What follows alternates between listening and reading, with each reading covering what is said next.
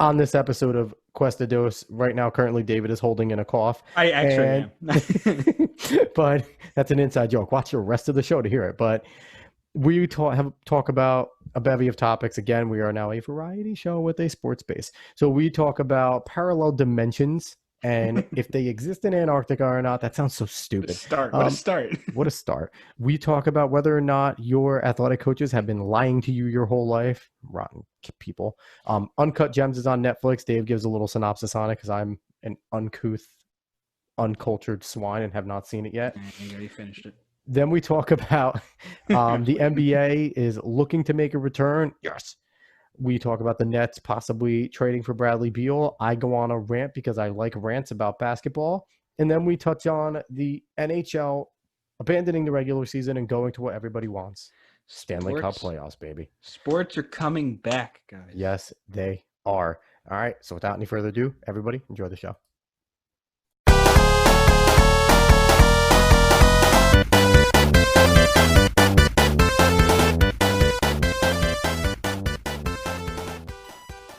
What's going on, sports fans?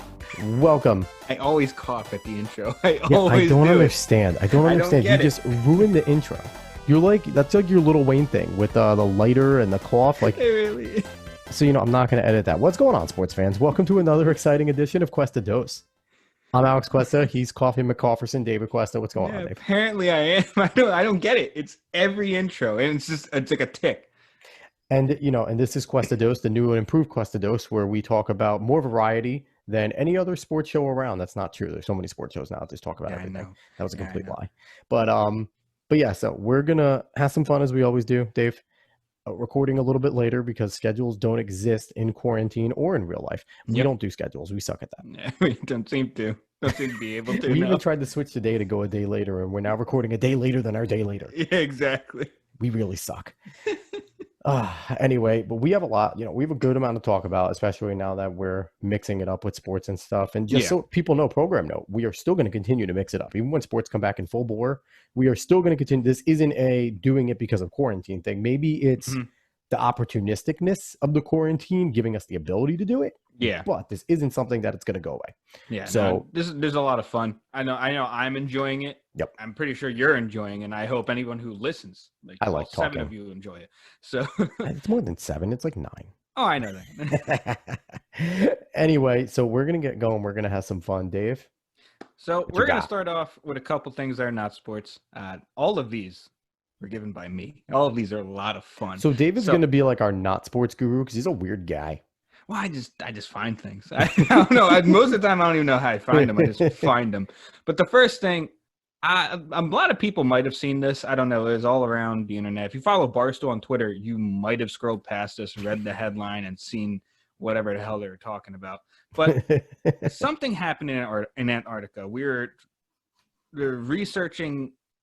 There's so much science. The neutrinos. They're researching like the reaction of neutrinos, and people don't know what a neutrino is. It's basically an unbelievable amount of energy that usually passes through in space, and if it gets to enough matter, if it gets strong enough to the point where it can get some like firmness, it will bounce off matter and create a reaction that is noticeable if you're looking for it.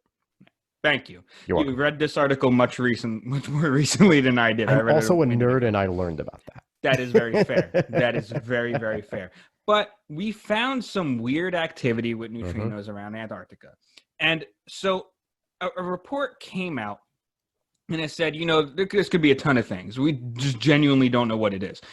And it kind of got spun in a way, because you know how headlines today, you want to make it as attractive as possible. Oh yeah, so it kind of got way to go.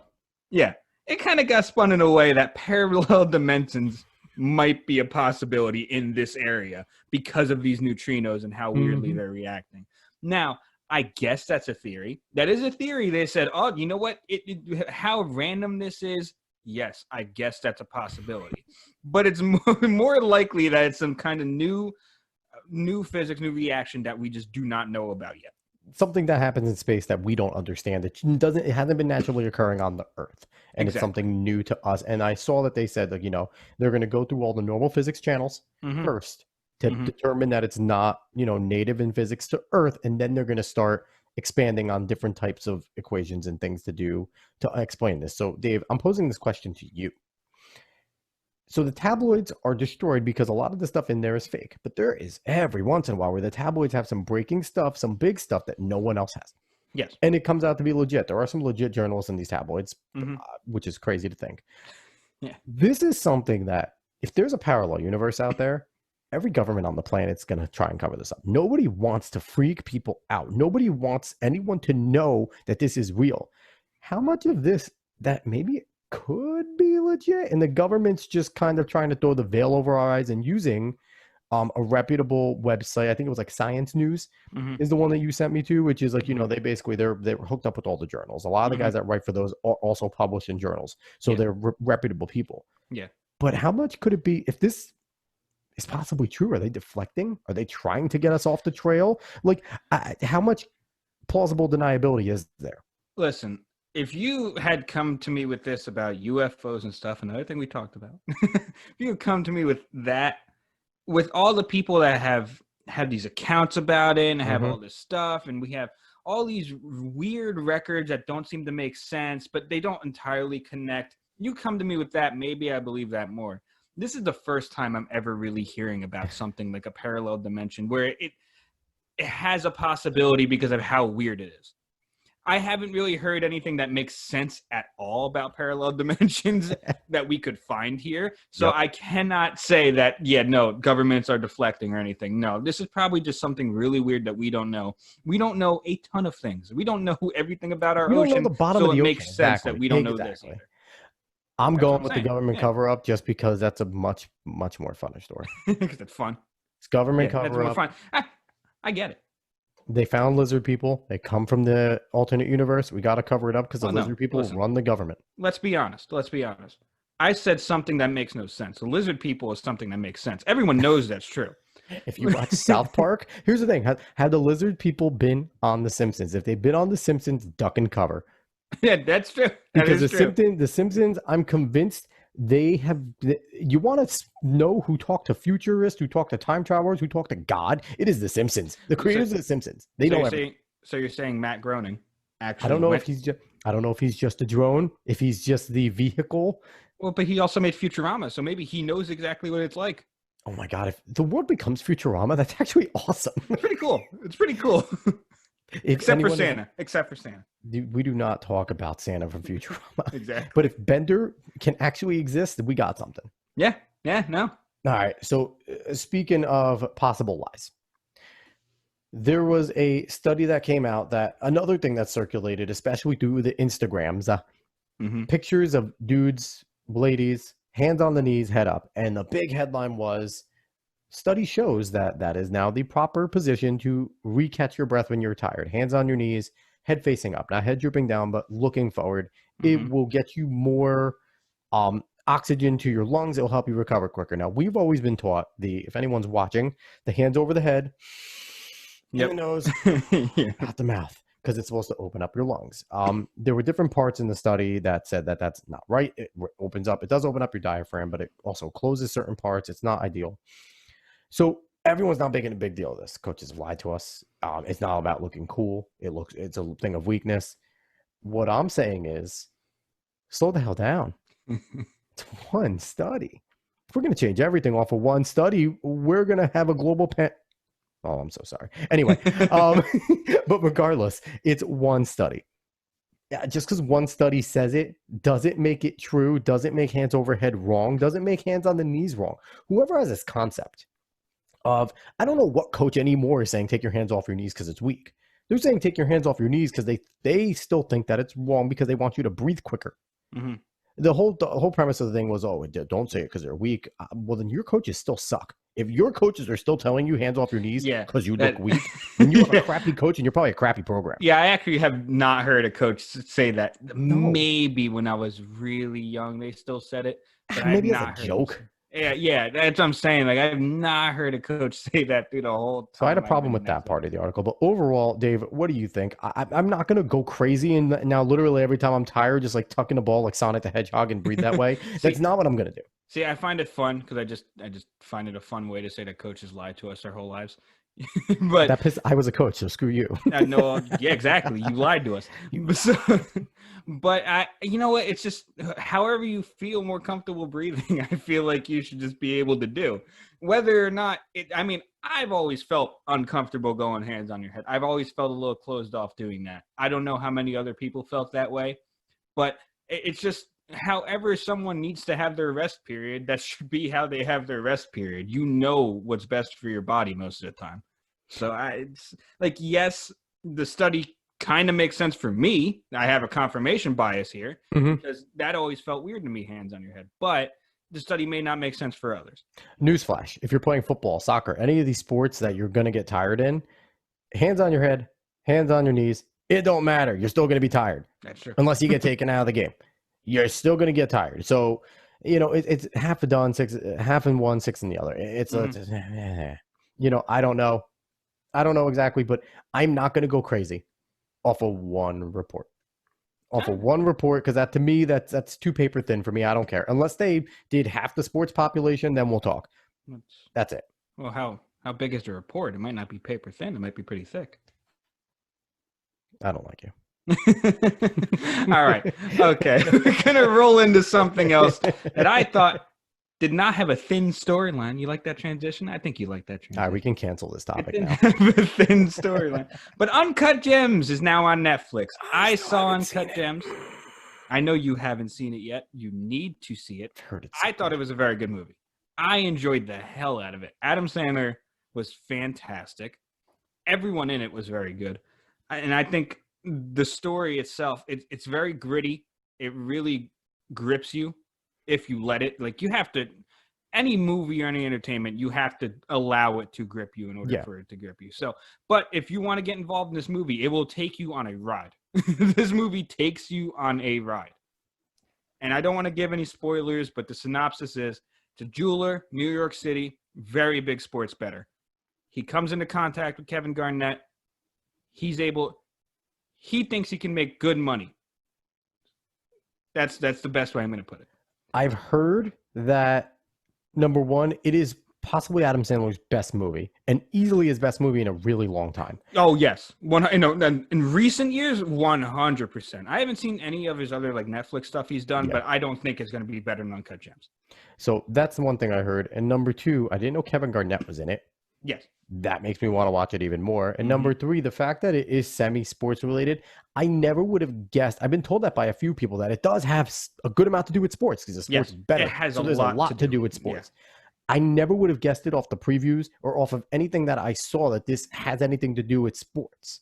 It's just kind of Adam Sandler kind of looking like an older version of the Zohan that has it put together. And now, I don't know. That's what I got. He kind of looks like the Zohan in this, but just a put together Zohan. I mean, I guess in a way. He doesn't act like the Zohan. So you don't mess with the Zohan. That is true. See, the thing is, his character, he just plays it so well. And maybe because he's supposed to be he is this this really overzealous Jewish jeweler. He's very hyped up. He's always talking to you, being very friendly, trying to sell you his jewelry. He's very good. All the guys that he played in 8 Crazy Nights, all those characters. Almost. And Adam Sandler, he's Jewish in real life. He's made all these Jewish jokes. So he's basically going off of what he's already planted in our minds of how he views his family and things. Yeah. So you could see how he's rolling with the New York City hustle and bustle jeweler that's trying to sell his wares. And he's just, and I feel like it really plays to what is big in our time, which is sports betting. Yep. Huge sports bettor. I would say addicted to sports betting. So I think it's a very good watch. I think you can glean a lot of things out of this movie. And I enjoy the hell out of it. And I know I'm going to watch it again at one point. So that's awesome. So David gives this thumbs up, his recommendation. I'm going to watch it hopefully this week, and then maybe next week I can come back and kind of give my little take on it. So again, I guess we are transitioning into sports now with that. So that is hooray. And you talked about Kevin Garnett. You talked NBA. What do you know? We're going to talk NBA. So NBA is set to return. Hopefully they are trying to return late July. They confirmed that the Disney Wide World of Sports in Orlando was going to be their destination. That rumor was circulated around. I think we kind of talked about that as well, that was a possibility. Mm-hmm. Adam Silver came out and said it. We predicted that this was going to happen at an expedited level. Once the players came out and said they wanted to do it. Once that call happened with once Chris that call Paul happened, once the upper echelon, basically, I had Jade Hoy, the athletic producer, and he kind of said that there's an official 1% now. That's basically who they are. They're the 1%. Yeah, it's kind of what it is. Yeah. Now that they're good to go, it's awesome. We're gonna get basketball, and I'm excited for it. I'm so ready. They did some cool things. They announced today that they're working on trying to get the families in Orlando, so that'd be nice. So there will be some fans there, which will be interesting. And you're talking, I don't know if they're talking only players' families or talking families of people in the organization, because it could get pretty decent size if they allow a good amount of families to get there. Yeah. It's interesting. It's nice that they're trying to do that. The plan was they want to still finish the season in a shortened way. They're not going to jump right into the playoffs initially. That was their initial plan. It's interesting. It's cool. I'm just happy we're going to get basketball back. We're going to see some sloppy basketball early. I think we're going to see some crappy basketball initially. Yeah, probably. But as playoffs come around, possibly even into the first round might not be great. But once we get into the nitty gritty of the playoffs, we're going to get the same level of basketball that we knew and love. And I'm excited for NBA basketball. Oh, I'm very ready. I am very ready for NBA basketball. And I'm very interested to see what they're actually going to do with this, whether it's going to be the shortened season into the playoffs or they're going to jump. I don't know how exactly going to do it, because I know already Damian Lillard came out. Yeah, I know. I'm having a tough time. But he came out and he said that if it doesn't look like his team has a chance at the playoffs, like, he'll be there, but he's not playing. It's just that simple. He won't play. Can't blame him. Yeah, no, I really can't blame him, because what's the point? What's the point of risking an injury that could sideline you for a while if you're not going to be in the playoffs? Yeah. So there's a lot of interesting things that the NBA has to take into account here opening up again. But I'm just really happy it's coming back. And weirdly enough, Matt seemed to be wrong on this one. Even the players wanted to come in. Which, Matt was, where Colin was wrong from the herd, where Santos was wrong. Hey, and listen, I think you got to be happy or wrong about this one, because we get sports back. Definitely. I mean, exactly. So does this make you sad now that, for all intents and purposes, we've heard that Kevin Durant looks pretty damn good, looks pretty damn ready to go. Yes. It's been announced that he's shut down for the season, even if it comes back. So we're not going to see KD in a Nets uniform, even in the playoff run, because hopefully they're going to continue to keep their spot. Are you kind of disappointed that he made that decision well before this happened, and that he didn't give it a chance to happen, and maybe now, or is it kind of a relief that he made it, because now we don't have to sit there and worry like, oh, is Kevin going to play? Is he not going to play? Like, as it gets so close, what is your feelings on we're not going to see Kevin play this year? I'm fine with that decision. I already came into the season thinking we're not going to see Kevin play this year, so there's no real demotivating factor of it. It's already a thing that he basically said was going to happen. He said, I'm not touching the court this year. And he just wants to rehab, get back into shape. And he does. If you look at the videos that he's put out, he really looks like Durant. Exactly. He looks like KD, but I have no problem with him not coming back if he wasn't coming back in the first place. It's not like it's breaking my heart. A little sad, because if they make a playoff run and we sit there and we see KD, the closer, in close games, and we can make it, and we make a fun run in the playoffs because KD plays 18, 15 minutes a game, but it's the end of the half and the end of the game. That would be so much fun to watch. No, I get it. I get it. It would be a ton of fun, but I cannot miss what I already didn't have. There's fireworks going on in the background. I'm sorry, everybody. And the window's open. It's not here. So you're getting a fireworks show as well. Well, that's a good thing. That's a good thing. It's just more fun. But anyway, yeah, I cannot miss what I didn't have. That's the whole thing. Yeah, I can agree. I can agree to that. But we all know what Durant's capable of, and it makes me sad, Panda, that he's not coming back. That is very fair. But he is coming back next year. And talking about what I can miss some players if this thing were to happen. Now, apparently there have been internal talks in the Nets organization that the Nets were trying to trade for Bradley Beal, or are trying to trade for Bradley Beal. Yeah.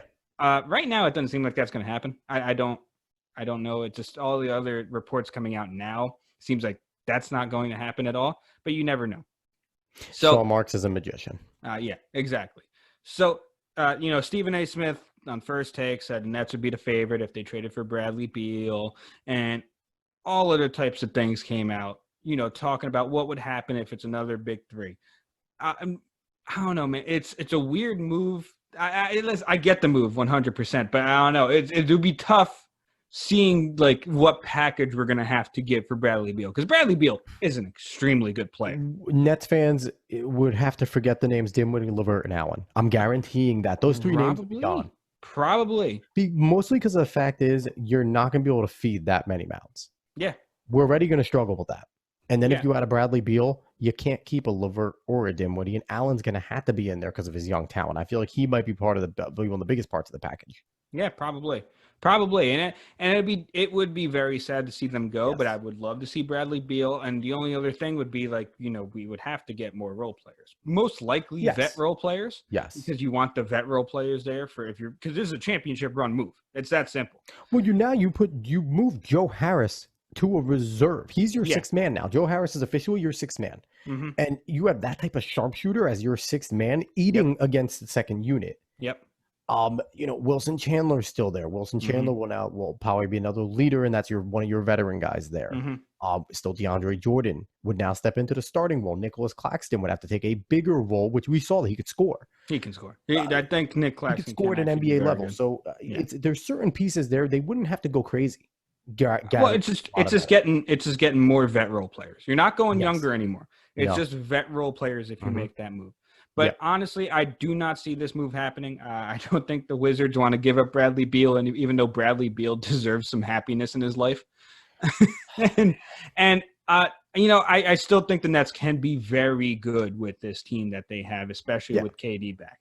So I don't know if we'll see this move happen. All this says to me is they don't have confidence in Caris LeVert or Spencer Dinwiddie to be the number three of the big three, that they're going to blossom. They like them as players. Yeah. Caris LeVert could be if he's healthy. His health issues are concerning. Exactly. Spencer Dinwiddie is a very good guy, but he plays the same position as Kyrie, and he plays a very similar way to Kyrie. Yeah. So you can't have those two guys on. So what this tells me is Sean Marks is looking for that Bradley Beal, like that CJ McCollum, that Chris Middleton, those types of guys to come in and be the third member of the big three, which, I mean, Stephen A. Smith did say, if you have Bradley Beal as your third member he's your of third option. It's disgusting. Like, I mean, you look at the big threes that have been around, Ray Allen was there, and he was, a little bit later in his career. He wasn't Jesus Shuttlesworth anymore, and Bradley Beal's in the prime of his career. Yep. Chris Bosh is a little more comparable because he was similar in terms of his prowess as a player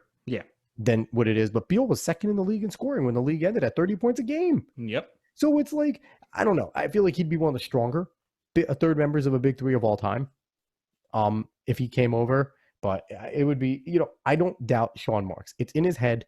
Oh, no. I don't.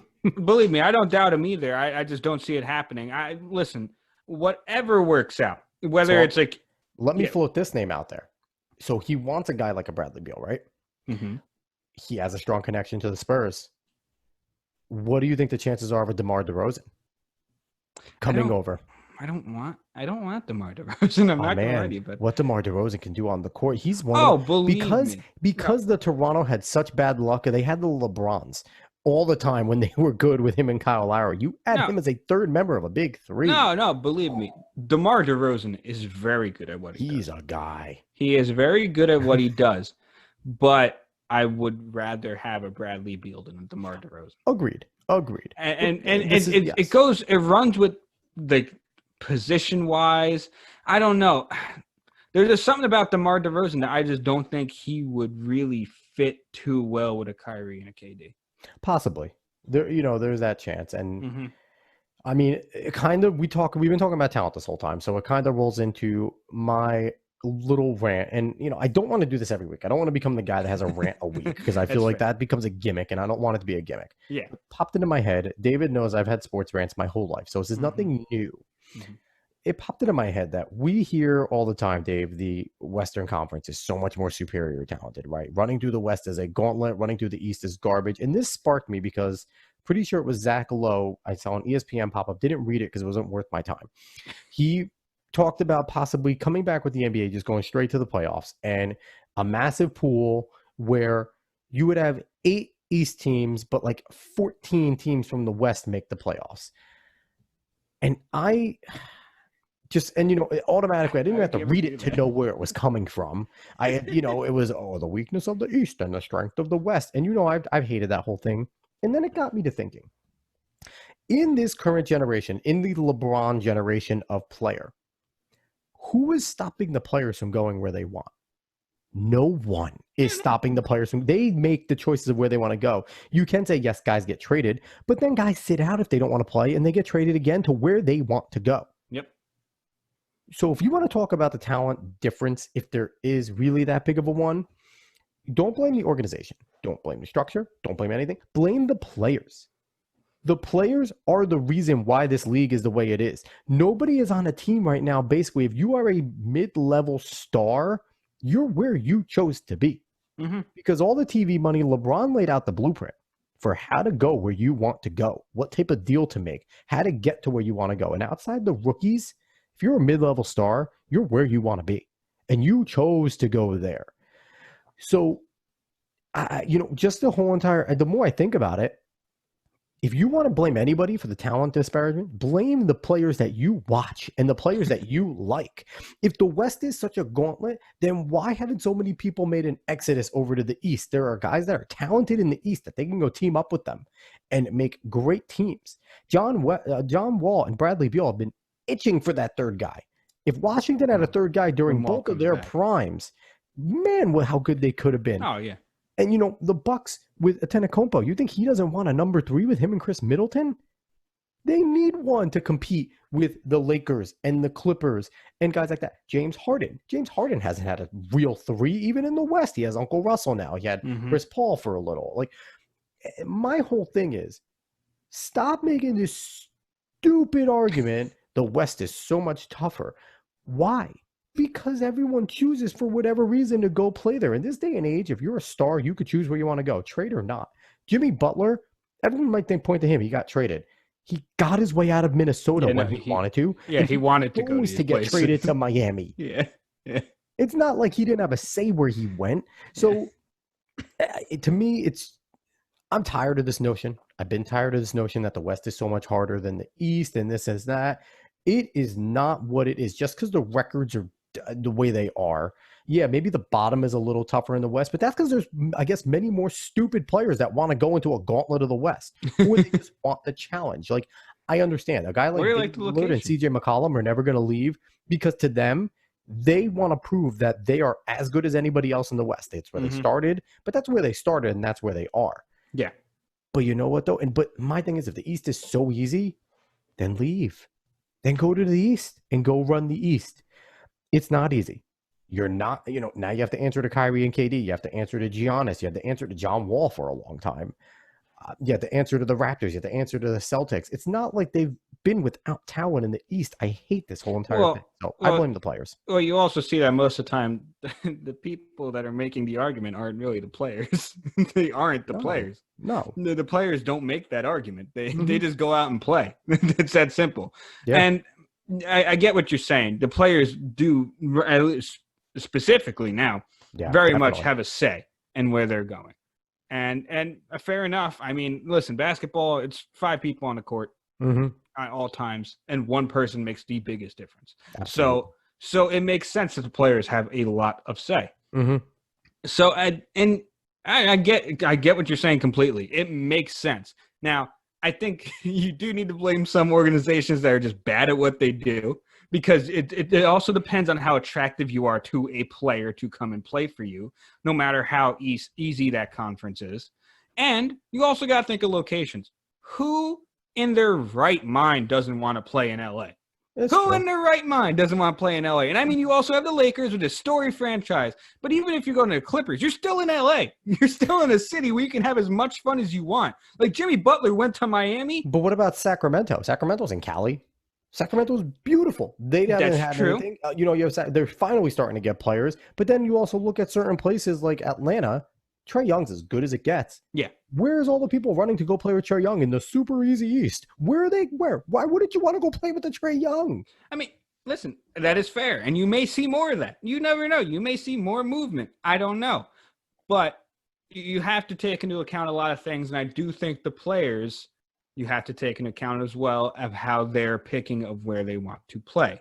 Yeah. Now, I don't know what it says if they're all going to the West. I don't think that means that they're all just trying to fight each other just to get an easy bout in the East. I don't think that's what they're trying to do.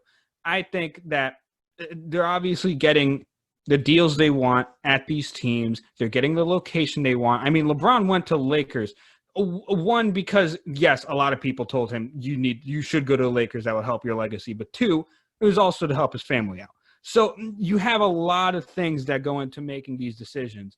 And yes, the players are a part of which conference is better or not. So before we jump into the next topic, I'm going to lay my little theory out there real quick. Knicks fans, this might make you happy, but it shouldn't. LeBron James will be a New York Knick, but it will be retirement version LeBron James in the final year of his career when he swindles the NBA to getting Bronny on the Knicks. And Bronny is not his dad. Bronny will never be his dad. Bronny will not be as good as his dad. The Knicks will be getting a borderline star that will be the big three, a member of a big three when there's not even a big three existing in New York. So that's how good he's going to be. So that is how, and old man LeBron's going to be the best player on your team. So that, and Knicks fans, you could take happiness that you're going to get LeBron James at one point, I guess. But it will be in 4 more years when he swindles the G League into taking Bronny. And Bronny gets, LeBron makes the ping pong balls go in the Knicks' favor. Yeah, he does that. He does all that. Oh, kidding me? LeBron can do whatever the hell he wants. I mean, yes, there is no NBA without NBA. We talk about certain players. Michael Jordan made the global impact. Yeah. LeBron James has took it to the next step. He's the reason why we compare him to MJ so much is because he is that type of persona as MJ. Oh yeah, and yeah. No, so LeBron has taken it from MJ took it from the cellar to the second story, and LeBron James built two new stories and is now up there. Yeah. So, that's fair. That's fair, but I don't think he's rigging lottery balls. As long as Adam Silver's still there. Adam Silver doesn't work for the owners. He works for LeBron James.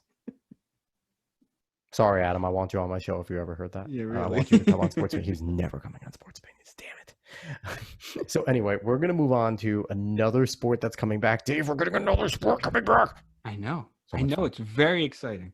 The NHL's coming back. And Gary Bettman made the announcement, the commissioner of the NHL, that screw the regular season. And honestly, best decision the man's ever made, because you don't have to like hockey to watch the Stanley Cup playoffs. Exactly. Out of all the playoffs in the world, you could be a fan of anything else. You could not like hockey at all. Once a Stanley Cup start, you might not watch anything, but there's always a few Game 7s. You'll watch a Game 7. Yeah. Stanley Cup's playoffs are one of the most entertaining things. So it's the smartest thing for the NHL to do to jump right into their biggest seller. And they're doing a 24-team playoff. It's massive. I know. The 4 top teams in each conference get a bye, and then the other 8 teams play each other. Yeah. Devils are terrible. So the Devils are not in a 24-team playoff. Yeah. But my Montreal Canadiens did get in. So I'm excited for them to disappoint, underperform, and get bounced in the first round. But hey, they made the playoffs. They can put that on their resume. Exactly. But Dave, I'm excited. You're not the biggest hockey guy. Are you going to watch hockey now? I have always really wanted to, but then I never checked when it's on, and I just never watch it because I never know when it's on. I do like watching hockey, and I do want to be a bigger hockey guy. I know I should be on a sports podcast. I should know a little bit more about hockey. I'm not a massive hockey guy. I watch it. Honestly, I watch the Devils. I watch every Devils game and listen to every Devils game the beginning of last year when they would blow 6-1 leads and lose games 7-6. And then after listening to that for like 23 games, I was like, I hate hockey. Yeah, it's a sorrow. So yeah, but no, I'll definitely tune into some playoff games, at least when I'm home and available to do it. So I'll definitely tune into some of them. I do want to see some hockey. I do want to see some sports in general, and I like the idea of going straight to the playoffs. It's just you also want to beat out the NBA. You want to beat out all these things because let's face it, hockey is a very loyal fan base. But if you want it to grow and get more people to watch it, you need to be on when other sports aren't on. Gary Bettman wants it to grow. Nobody else wants it to grow. That is the true. Hockey fans don't care if anybody else comes in. I understand that. Don't care. No, I understand that. But if you want to have a business, you want it to grow. You don't want a business to stay stagnant. So the Canadians are pretty happy where they're at, and this is their sport. I get it, and that's fair. But you always want your business to grow, and it makes sense to get more eyes on it when there aren't other things going on. I definitely agree. I'll probably watch. I actually doubt I'll be watching a lot of sports at all because I'm expecting number 2. I was expecting number 2 7 days ago, so we are. It's not coming out. It's not. My second child is just going to stay in my wife's womb forever, and that's going to be the end of that. But no. So I don't know how much sports I'm going to be watching in the near future, but if I can, I would definitely pick up some hockey because I do enjoy watching hockey. And the Devils aren't there, so they can't disappoint me, but the Habs can. All right, Dave. Any UFC tidbits before we close out? More UFC Saturday fight night. Go watch that. It's free. You watch on ESPN. It's very not ESPN Plus, just ESPN. I'm almost certain you can watch it on ESPN for free. Don't be giving people false information, son. I'm sorry. I have ESPN Plus. I watch it through there, but I'm pretty sure you can just watch on ESPN for free. Very cool. Very cool. All right. So that's going to close out this episode of Cuesta Dos. We have fun as always, don't we, Dave? It's a moderate amount of fun. I hate you so much. Anyway, so you can find David on Twitter at @Cuesta308, Instagram Cuesta Cola. Find me on Twitter and Instagram at @_Cuesta30. Sports Opinions on Twitter at SportsOpinion30. Instagram Sports Opinions 30. Go search for Cuesta Dos wherever you can find a podcast because it has its own podcast page, and you'll be able to find this, all the rest of our episodes we've done on there. See our cool logo with Yapti, one going meh meh, the other one going meh, and it's pretty cool. The other one's not even making a noise. What are you talking about? The noises are fun. But anyway, go listen to the playbook. The playbook is back. Joe and Rob are back. You'll be able to catch that episode. Hopefully it's an entertaining show, as they always put on entertaining show. They're going to drop knowledge. There's not as much football to talk, but there is some exciting stuff to talk about. Yes. So training camps have begun. I'm pretty sure that, you're going to enjoy hearing what they have to say. So playbook is back. I recorded with, I mentioned Jade Hoy, the NBA audio producer for The Athletic, and also our former athletic director, Dave Keith Lister. I just recorded with him today on Sports Opinion. So that's already out. That should be a lot of fun. Give a listen to all those. Personal Foul Podcast, We're Young But Just Us, all a part of Sports Opinions Podcast Network. So everyone, really happy you all took the time to listen, to watch. I hope everybody enjoyed the show. Have a good one, everybody. So long. Bye-bye.